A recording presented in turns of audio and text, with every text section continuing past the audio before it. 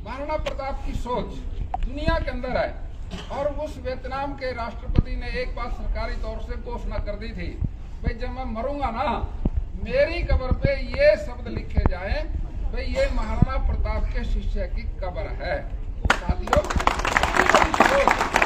दुनिया वाले ये मानते हैं महाराणा प्रताप की युद्ध कला के दीवाने हैं। और साथियों, महाराणा प्रताप ने जो युद्ध लड़े, तो साथियों उसके साथ जो सेनापति थे वो भी शहीद हुए। वो हकीम खान सूर था, अफगानिस्तान से आके अपने जान दी। हमने उसको भी याद करना है। बादशाह के पास 200 करोड़ रुपया था, 100 करोड़ के करीब तो उन्होंने मंदिरों में लगा दिया था। और उसके बाद वो उस पैसे से मंदिर बनाना चाहता था, और मंदिर उसने छेड़ भी लिए थे, न्यू बर ली थी दूसरे मंदिर की। अभी देखोगे तो जाके इतनी मंदिर अभी बड़ी बड़ी उसकी थी। उसने क्या समझा, अभी उधर से युद्ध का समय हो गया था, अकबर का महाराणा प्रताप का।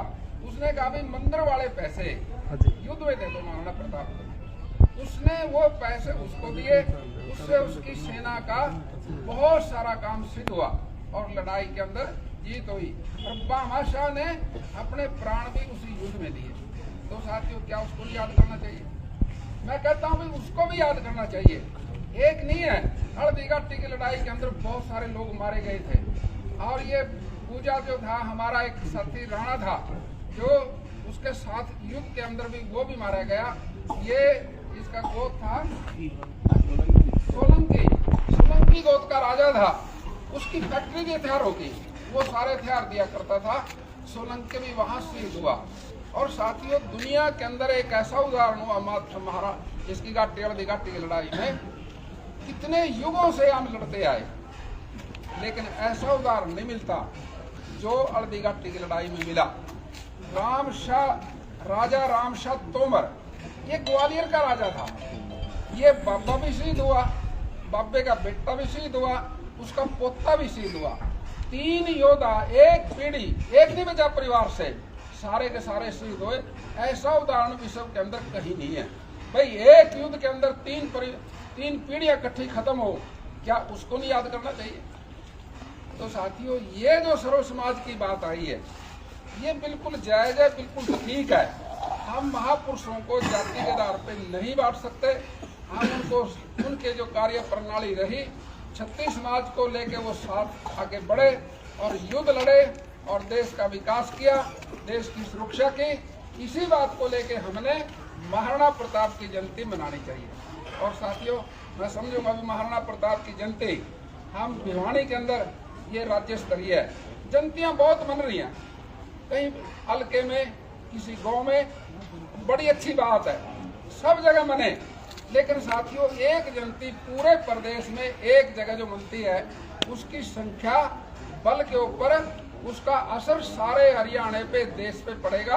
और उसके महाराणा प्रताप का जो विचार है उसका विस्तार होगा। और साथियों, मैं कहता हूँ भाई, कलैत के अंदर वो जयंती मनी, फिर उसके बाद सिद्धों में मनी, और तीसरी बार अब ये भिवानी में बनेगी। लेकिन मैं शेर सिंह जी से एक बात कहता हूँ, भाई एक बात हमारी भी मान लीजिए। आप राजस्थान में घूमते हो, हरियाणा में घूमते हो, पंजाब में, चंडीगढ़ में, हिमाचल में, उत्तर प्रदेश में, दिल्ली में, उत्तराखंड में, जम्मू कश्मीर, एक जयंती राष्ट्रीय स्तर की चंडीगढ़ में मनाई जाए। 36 स्टेट के समाज को बुलाकर वहां बैठाया जाए और 200 किलोमीटर 300 किलोमीटर के दायरे के अंदर जितना भी एरिया है, वहां से उसकी संख्या बल इकट्ठी की जाए, ताकि राष्ट्रीय स्तर पे भी महाराणा प्रताप के विचार का विस्तार हो। यही हम आपको कहने के लिए आए थे। आपने हमारी बात सुनी, आपका बहुत बहुत धन्यवाद। लेकिन यहाँ पे जो राकेश तंवर जी हैं, उन्होंने बहुत तैयारी रखी यहाँ पर। लेकिन फिर भी आपके गांव में हम आए हैं, आप शेर सिंह जी का स्वागत करो। और कोई साथी विश्वास दिलाए भाई हम सारा का सारा गांव भिवानी पहुंचेंगे, तो आपका बड़ा बड़ा धन्यवाद होगा। जय हिंद, जय भारत।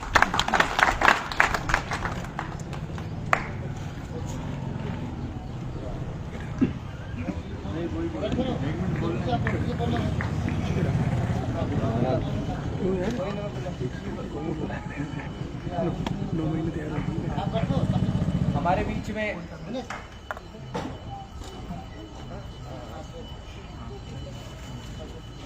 आज जो ये भव्य कार्यक्रम 9 मई को भिवानी जो छोटी काशी कही जाती है, इतना पावन कार्यक्रम इतनी पावन जगह पर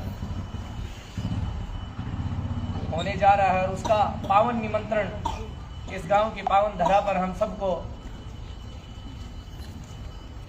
आदरणीय शेर सिंह राणा जी और श्याम सिंह राणा जी ने बड़े विस्तार पूर्वक बताया।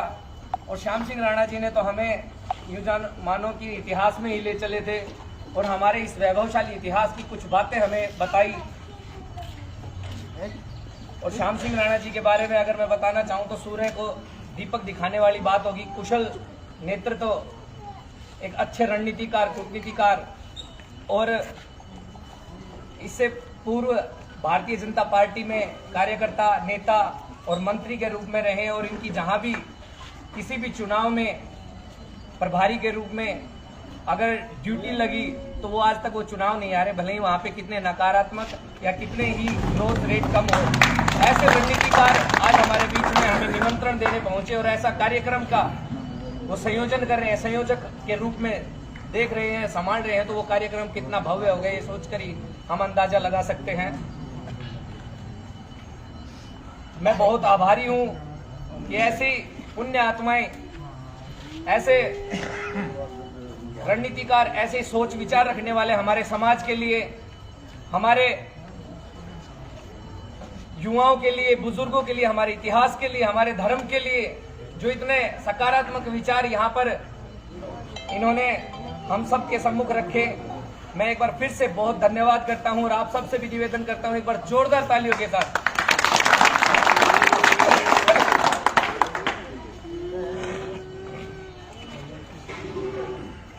और हमारे बीच में पहुंचे हैं इसलिए हम इनका स्वागत करते हैं, अभिनंदन करते हैं और धन्यवाद के रूप में हमारे गांव की तरफ से मैं निवेदन करूंगा कि आदरणीय हरिओम सिंह सरपंच जी एक बार यहाँ पर उपस्थित होकर, मंच पर उपस्थित होकर इन सब का हमारे बीच में पहुंचने पर धन्यवाद करें।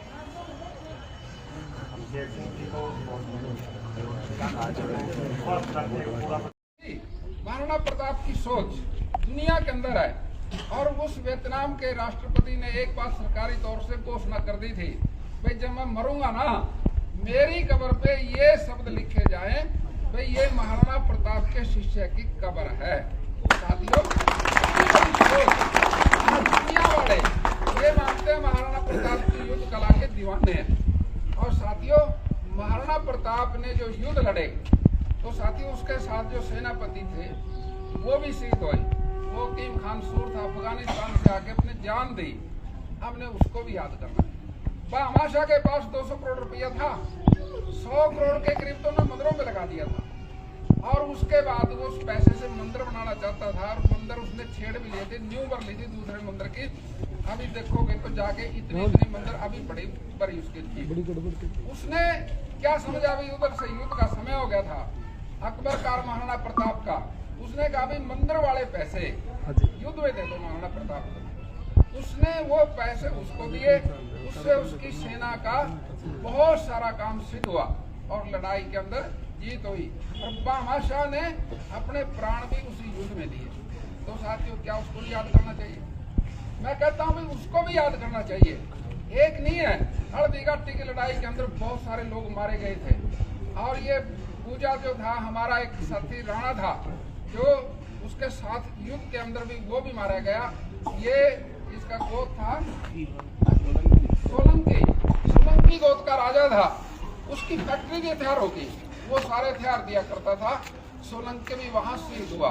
और साथियों, दुनिया के अंदर एक ऐसा उदाहरण हुआ हमारा इसकी हल्दी घाटी की लड़ाई में, कितने युगों से हम लड़ते आए लेकिन ऐसा उदाहरण नहीं मिलता जो हल्दी घाटी की लड़ाई में मिला। राजा रामशाह तोमर, ये ग्वालियर का राजा था। ये बाबा भी शहीद हुआ, बाबे का बेटा भी शहीद हुआ, उसका पोता भी शहीद हुआ। 3 योद्धा एक पीढ़ी, एक नहीं बचा परिवार से, सारे के सारे शहीद हुए। ऐसा उदाहरण विश्व के अंदर कहीं नहीं है।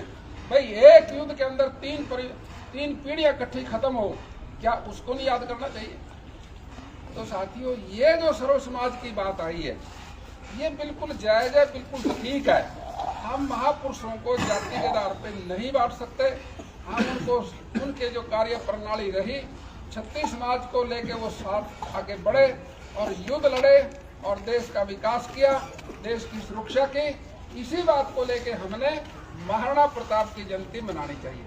और साथियों मैं समझूंगा अभी महाराणा प्रताप की जयंती हम भिवानी के अंदर ये राज्य स्तरीय है, जयंतियां बहुत मन रही हैं, कहीं हल्के में किसी गांव में, बड़ी अच्छी बात है, सब जगह मने। लेकिन साथियों एक जयंती पूरे प्रदेश में एक जगह जो मनती है उसकी संख्या बल के ऊपर उसका असर सारे हरियाणा पे देश पे पड़ेगा और उसके महाराणा प्रताप का जो विचार है उसका विस्तार होगा। अब साथियों मैं कहता हूँ भाई कलैत के अंदर वो जयंती मनी, फिर उसके बाद सिद्धों में मनी और तीसरी बार अब ये भिवानी में मनेगी। लेकिन मैं शेर सिंह जी से एक बात कहता हूँ भाई एक बात हमारी भी मान लीजिए, आप राजस्थान में घूमते हो, हरियाणा में घूमते हो, पंजाब में, चंडीगढ़ में, हिमाचल में, उत्तर प्रदेश में, दिल्ली में, उत्तराखंड में, जम्मू कश्मीर, एक जयंती राष्ट्रीय स्तर की चंडीगढ़ में मनाई जाए, 36 स्टेट के समाज को बुलाकर वहां बैठाया जाए और 200 किलोमीटर 300 किलोमीटर